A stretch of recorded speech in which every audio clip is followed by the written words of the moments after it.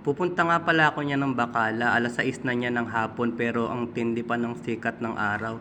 Ayan nga yung paligid na dadaanan ko, para siyang ghost town siya oh. Tinan mo, wala man lang sasakyan, wala kang makitang tao, puro mga kabahayan lang.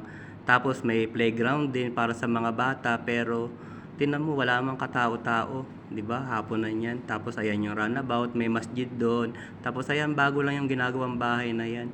Ayan oh. Pinapaganda pa lang yung runabout. Kasi bundok man to eh. Dinidevelop pa lang. Ayan.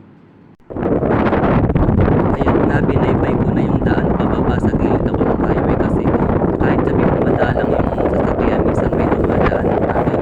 Pero ang lakas ng hangin, grabe. Diyan nga pala ako pupunta sa May Araw, doon yung Bacala. 'Di ba? Mga 30 minutes yan siguro pag tuloy-tuloy na lakad. Pwede naman mag-shortcut.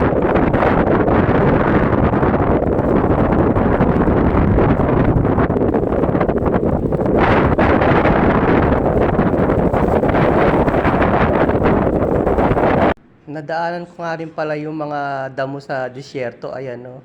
Malulusog siya kasi di pa ganun kainit. Tapos, ayan nga pala yung dinaanan ko, pabalik ng bahay, di ba ang layo. Tapos, pumukaw na naman sa paningin ko tong napaka-cute na dates na to. Ang baba lang pero ang daming bunga.